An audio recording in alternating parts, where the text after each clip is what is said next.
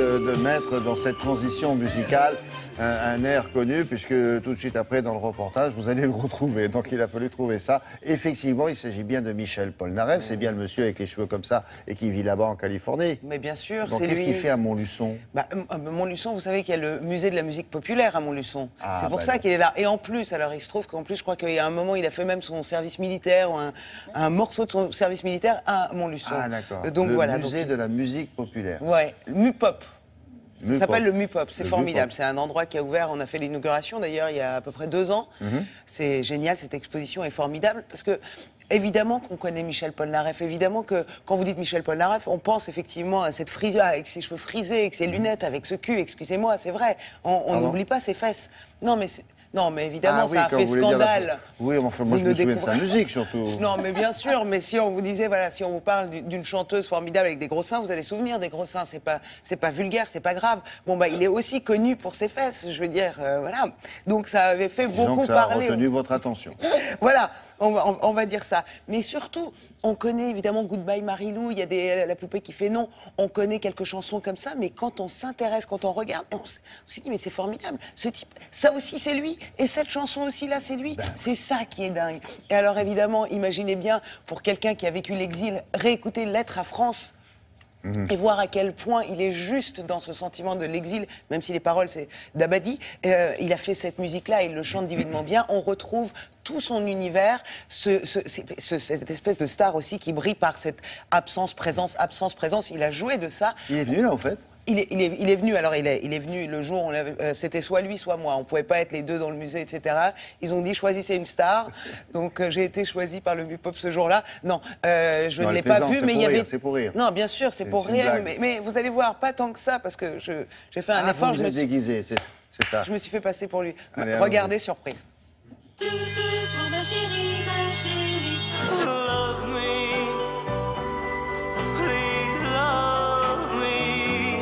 Je te donnerai tous les bateaux, tous les oiseaux, tous les soleils. Michel Polnareff, c'est vraiment, d'une part, une fabrique à tubes, notamment dans sa période française, 66-1973.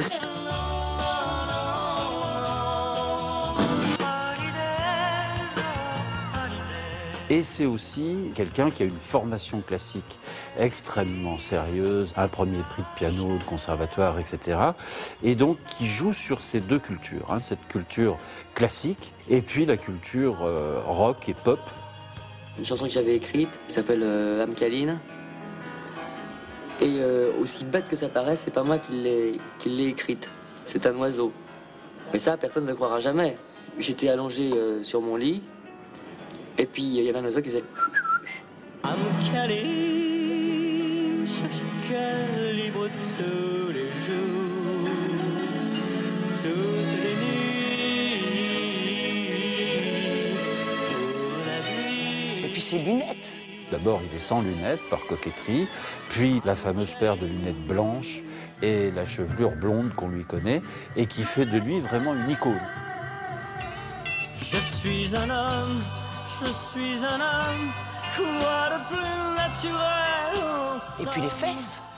Le besoin de choquer le bourgeois. Je trouve ça très banal et voire même très vulgaire. C'est un gars qui a besoin d'une bonne petite fessée. J'avoue que ça dépasse un peu ce qu'on avait prévu au départ, parce que je trouvais que finalement, montrer son cul, c'était c'était une pantalonnade, si j'ose dire. Vous voyez, montrer ses fesses en 72, c'est quand même pas très méchant. Alors il sera condamné, ça fera une excellente communication pour l'Olympia de 72, mais toutes ces provocations sont finalement des provocations très aimables.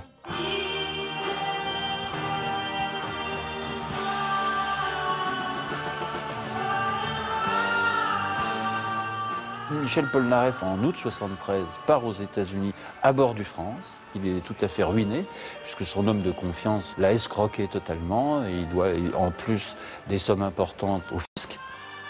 Il y a cette période douloureuse, ce qui lui fait composer Lettre à France, une des plus belles déclarations d'amour à la France que la chanson française ait produite. Depuis que je suis loin de toi, Polnareff, ce qu'il caractérise aussi, c'est ces fameuses éclipses, ces disparitions à répétition. Hein, et ça contribue effectivement à son statut de pop star.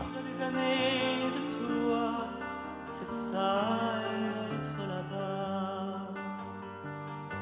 À Montluçon, il a fait Oui. des photos, si je me souviens bien. En revanche, oui, en revanche, non, il aime pas trop les interviews, il aime pas trop À la donner télé. les interviews télé, voilà, exactement. Mais il est venu, évidemment, il s'est déplacé parce que maintenant, il a carrément une place à son nom à Montluçon, la place D'accord. Michel Polnareff, ce qui est extrêmement rare de son vivant, vous imaginez. Vous Au avez jusqu'au Mupop. 31 décembre pour aller au Mupop à Montluçon. franchement, vous avez le temps. Alors. Merci beaucoup. On va s'intéresser à l'actualité littéraire avec la sélection très pointue du Club des libraires de